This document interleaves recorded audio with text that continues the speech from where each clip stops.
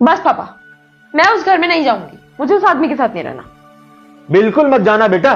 बताओ कैसा आदमी है, कभी पत्नी को टहलाने नहीं ले जा सकता है। अरे आजकल तो लोग कुत्ते को भी टहलाने ले जाते हैं भाई। हाँ, अरे कभी होटल में खाना खिलाने नहीं ले जा सका, जबकि आजकल तो लोग रील बनाने के चक्कर में भिखारी को भी होटल ले जाकर खाना खिला देते हैं। सिनेमा नहीं दिखा सकता है, बताओ, जबकि सिनेमा वाले आजकल फ्री में टिकट बांट रहे हैं। बहुत नालायक आदमी है भाई, हमको पता नहीं था उसके बारे में। बेटा हमको तो लगा पढ़ा लिखा आदमी है, अच्छा परिवार है, ज्वाइंट फैमिली है, शहर में अपना घर है, गाड़ी है, उसकी नौकरी सरकारी है, हैं?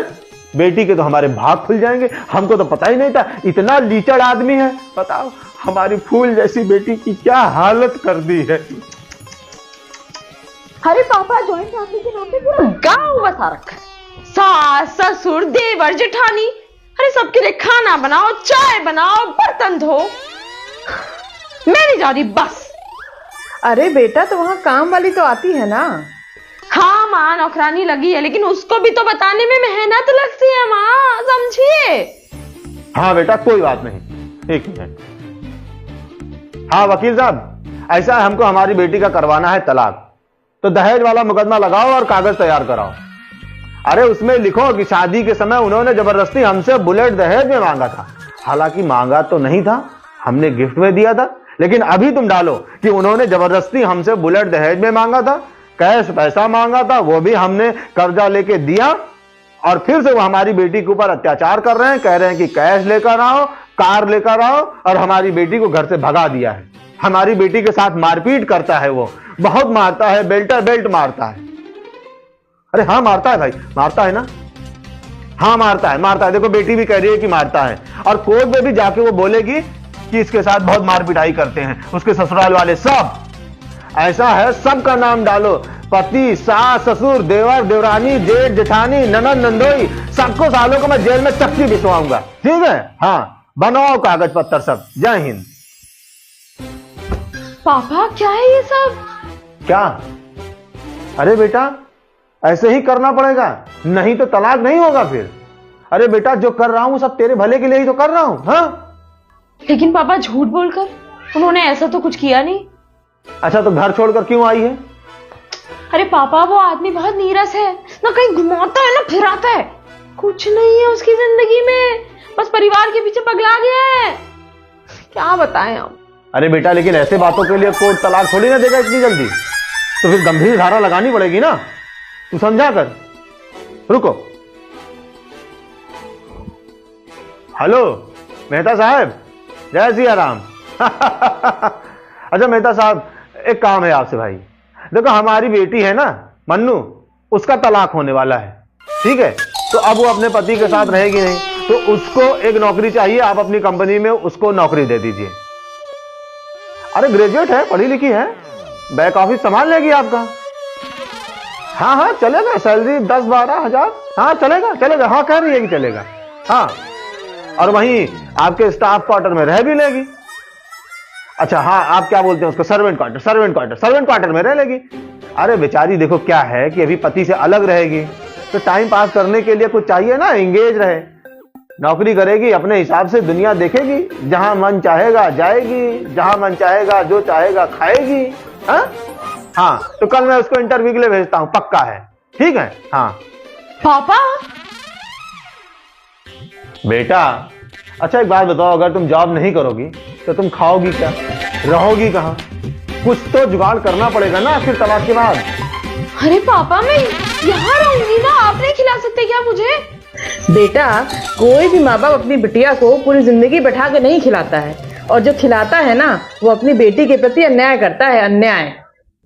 अब रही बात इस घर की, तो ये घर ना अब तेरे भैया भाभी का है, और जब तू अगर ज्वाइंट फैमिली में नहीं रह सकती है तो तेरे भैया भाभी कैसे रहेंगे, ये बता दे तू। इसीलिए हम तेरा तलाक करवा देंगे, फिर तेरी नौकरी लगवा देंगे, छोटी बड़ी कोई भी, 10-12-15 हजार मिल जाएगा, तेरे रहने खाने का बंदोबस्त हो जाएगा, और फिर कोई अच्छा सा लड़का देखकर तेरी दोबारा शादी करवा देंगे। और सुनो जी, ऐसे लड़के से शादी करवाना जिसके घर परिवार में कोई ना हो, सब मर गए हो या फिर कहीं दूर रहते हो। हाँ और हाँ काम धंधा तो बिल्कुल ना करता हो, ताकि पूरा टाइम ना वो मेरी बेटी को दे सके।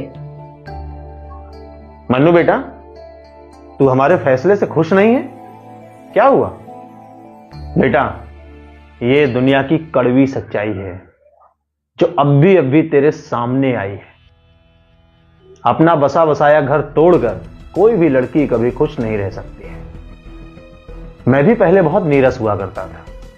अरे शादी के 3 साल तक तो मैं तेरी मां को कहीं घुमाने लेकर गया ही नहीं। बस नौकरी नौकरी ऑफिस। लेकिन तेरी मां ने मुझे छोड़ तो नहीं दिया, मुझसे तलाक तो नहीं ले लिया, मायके वापस तो नहीं चली गई। नहीं, इन्होंने क्या किया? इन्होंने मेरी जिंदगी में अपने प्यार के रंग भरना शुरू किया। टाइम लगा, लेकिन धीरे धीरे धीरे धीरे मेरी ब्लैक एंड व्हाइट जिंदगी रंगीन हो गई। समय लगता है बेटा, तू भी अपने पति की जिंदगी में रंग भरना शुरू कर। खुशकिस्मत है तू कि तेरा पति अपने परिवार पर ध्यान देता है, वरना ज्यादातर पत्नियों की तो शिकायत यही रहती है कि पति अपने परिवार पर ध्यान नहीं देते हैं। हम तेरी दोबारा शादी तो करवा देंगे, लेकिन इस बात की क्या गारंटी है कि दोबारा तुझे तेरे मनमाफिक पति मिलेगा ही?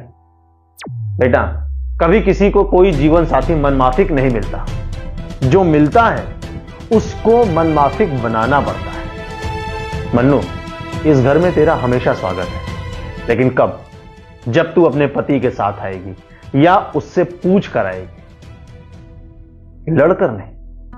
अगर तू उससे लड़कर आएगी, उससे बिना बताए आएगी, तो सिर्फ यही घर के दरवाजे नहीं, दुनिया के हर दरवाजे तुझे बंद मिलेंगे। एक माता पिता होने के नाते हमारी जिम्मेदारी है कि हम अपनी बेटी को पढ़ाएं, लिखाएं, योग्य बनाएं, फिर उसकी शादी करें, उसका घर बसाएं और ऐसे हालातों में उसका घर भी टूटने से बचाएं। है ना? मैं सही कह रहा हूं ना? हाँ पापा, आप सही कह रहे हैं। आपने जिंदगी का ये जो दूसरा पहलू मुझे दिखाया है ना, इससे मुझे पता चला है कि मैं कितनी खुशनसीब हूं, मैं कितने खुशहाल परिवार में हूं, कितने नेक इंसान से मेरी शादी हुई है। थैंक यू पापा, थैंक यू सो मच।